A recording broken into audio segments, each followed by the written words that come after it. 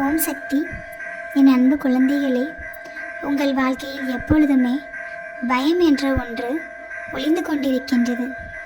தைரியமாக இருக்க வேண்டும் என்று நினைத்து தைரியமாக வாழ்வதைப் போல நீங்கள் காட்டிக்கொண்டாலும் உங்களை அறியாமல் ஒவ்வொரு நொடியும் பயந்து கொண்டுதான் இருக்கின்றீர்கள்.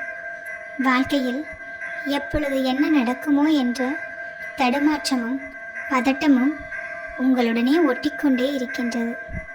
அது நிச்சயமாக உங்களுக்கு தெரியும். உங்கள் அம்மா நான் அறிந்ததைப் போல நீங்களும் அதனை நிச்சயமாக அறிந்துதான் இருப்பீர்கள். என் பிள்ளைகளை பற்றி எனக்கு தெரியாதா என்ன? என் பிள்ளைகள் என் முன்னாடி வந்து நின்றாலே உங்களின் கவலைகளை என்னிடம் சொல்லாவிட்டாலும் உங்கள் கவலைகள் என்ன, உங்கள் வாழ்க்கையில் உள்ள பிரச்சனைகள் என்னவென்று எனக்கு தெரியும். எப்பொழுதுமே பிரச்சனைகளை தெரிந்து கொண்டு அதனை உங்களிடம் வந்து நான் சொல்லவில்லை என்று நீங்கள் மிகவும் வருத்தமாக இருக்கிறீர்கள். எப்பொழுதுமே வாழ்க்கையில் அடுத்து என்ன நடக்கப் போகிறது என்று நீங்கள் தெரிந்து கொண்டால் அது உங்கள் வாழ்க்கையில் நிச்சயமாக ஆபத்தை மட்டும்தான் கொடுக்கும். அடுத்தடுத்து என்ன நடக்கப் போகிறது என்று தெரியாமல் இருந்தால் மட்டுமே இன்று நீங்கள் சந்தோஷமாக உங்கள் வாழ்க்கையை கழித்து கொண்டு வருவீர்கள். நாளை என்ன நடக்கப் போகிறது என்று தெரிந்துவிட்டால் இன்றைய வாழ்க்கையில் நிச்சயமாக நாளை என்ற அந்த நாளை நினைத்து கொண்டு இன்று உள்ள மகிழ்ச்சியை நீங்கள் தொலைத்து விடுவீர்கள். அதற்காகத்தான் என் பிள்ளைகள், நீங்கள் அனுதினமும் என்னை உருகி உருகி வழிபட்டாலும், நானே உங்களுக்கு கதி என்று என்னை சரணடைந்து விட்டாலும், உங்கள் வாழ்க்கையில் தீங்கு ஏற்பட போகிறது என்றாலும் அதனை உங்களிடம் சொல்லாமல் இருக்கிறேன். ஆனால் உங்களுக்கு தீங்கு ஏற்பட்டாலும் நிச்சயமாக அந்த தீங்கை உங்களால் சமாளிக்க முடிந்த அளவிற்கு குறைத்து நான் தருவேன். ஏனென்றால் என் பிள்ளைகள், நீங்கள் என் மீது அதிக அளவு நம்பிக்கையை வைத்திருக்கிறீர்கள். உங்கள் நம்பிக்கை ஒரு நாளும் வீணாக போவதற்கு நான் அனுமதிக்க மாட்டேன். என் பிள்ளைகள் கொண்ட நம்பிக்கைக்கு நிச்சயமாக நான் உங்களுக்கு நல்லதை மட்டும்தான் செய்வேன். ஆனால் கர்மா என்ற ஒன்று இருக்கிறது. அது யார் என்ன சொன்னாலும் அதனுடைய பயனை தந்துதான் ஆகும். கர்மாவின் பயனை குறைக்க மட்டும்தான் என்னால் முடியும். ஆனால் அதனை முற்றிலுமாக என்னால் ஒழித்துவிட முடியாது. ஏனென்றால் அவர்கள் வாழ்க்கையில் செய்த பாவத்திற்கு ஏற்ப அவர்கள் கர்மா பலனை அனுபவித்துதான் ஆக வேண்டும். அதனை யாராலும் எப்பொழுதும் குறைக்க முடியாது. பிள்ளைகளே, நீங்கள் செய்யும் புண்ணியம் உங்கள் வாழ்க்கையில் உள்ள கர்மாவை குறைப்பதற்கு நிச்சயமாக உதவி செய்யும். அதனால் உங்களால் முடிந்தவரை மற்றவர்களுக்கு உதவி செய்யுங்கள்.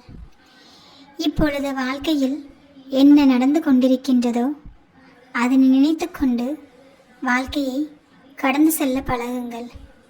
எப்பொழுதுமே இதுவரை வாழ்க்கையில் என்ன நடந்ததோ அதையெல்லாம் அறவே மறந்துவிட வேண்டும். வாழ்க்கையில் நடந்த நல்லதை மட்டும் நினைத்து பார்க்க வேண்டும். என்றைக்கும் நல்லது மட்டும் உங்கள் கூட இருந்தால் அடுத்தடுத்து நடப்பதும் நல்லதாகவே நடக்கும். இதற்கு முன்னாடி உங்கள் வாழ்க்கையில் ஏதாவது துயரமான சம்பவங்கள் நடந்திருந்தால் அதனை நினைத்து கொண்டே நீங்கள் இருக்கக்கூடாது. அதனை நினைத்து கொண்டே இருந்தால் அடுத்தடுத்த வாழ்க்கையில் உங்களால் சுப காரியங்களை ஒருபோதும் மன நிம்மதியாக நடத்த முடியாது.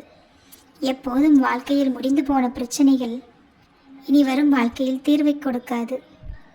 ஒரு பாடம். இதுவரை உங்கள் வாழ்க்கையில் நடந்த சம்பவங்கள் அனைத்துமே ஒரு பாடம். அதனை நீங்கள் இனிவரும் வாழ்க்கையில் எந்த ஒரு கஷ்டமும் ஏற்படாமல் தடுப்பதற்காக அந்த பாடம் உங்களுக்கு உதவியாக இருக்கும்.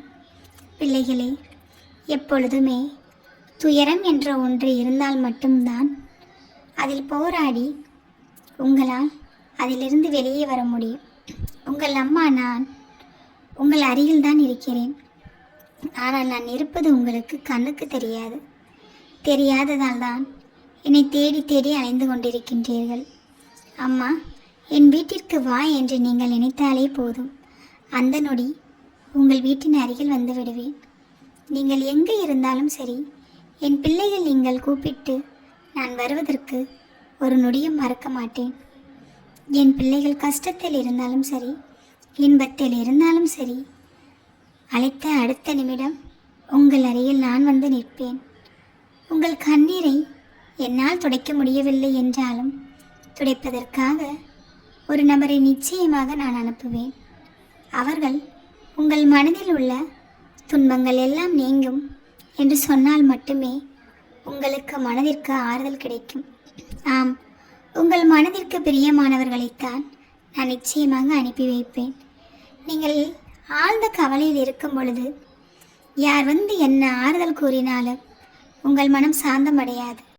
ஆனால் நீங்கள் நேசித்த ஒருவர், உங்கள் மனதிற்கு பிடித்த ஒருவர் உங்களிடம் வந்து அதற்காக ஆறுதல் கூறும் அந்த நொடி உங்கள் மனம் லேசாகிவிடும். உங்கள் மனம் கவலை என்ற ஒன்றை நிச்சயமாக நினைக்காது. எனக்கென்ன, என் மனதிற்கு பிடித்தவர்களின் அருகில் இருக்கும் பொழுது நான் எதற்காக கவலைப்பட வேண்டும் என்று உங்கள் கவலையெல்லாம் மறைந்து போகும் அளவிற்கு நீங்களே அதிலிருந்து வெளியே வந்து விடுவீர்கள். இதைத்தான் உங்கள் அம்மா நான் செய்வேன். உங்களுக்கு பிடித்தவர்கள் நிச்சயமாக உங்கள் வாழ்க்கையில் உங்கள் கூடவே இருப்பார்கள். உங்கள் இன்பத்தையும் துன்பத்தையும் நான் பார்ப்பது போல அவர்களும் உங்கள் இன்பத்திலும் துன்பத்திலும் பங்கு எடுத்துக் கொள்வார்கள்.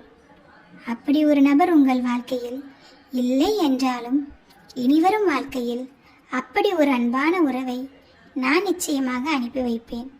அந்த உறவால் உங்களுக்கு எப்பொழுதுமே இன்பம் மட்டும்தான் கிடைக்கும், துன்பம் என்ற ஒன்று வராது. பிள்ளைகளே, இனி எதை நினைத்தும் நீங்கள் கவலைப்பட வேண்டாம். நான் இருக்கிறேன் உங்களுக்காக. ஒவ்வொரு நாளும் இதைத்தான் சொல்லிக் கொண்டு வருகிறேன். நல்லது நடக்கும். உங்கள் வாழ்க்கையில் எப்போதும்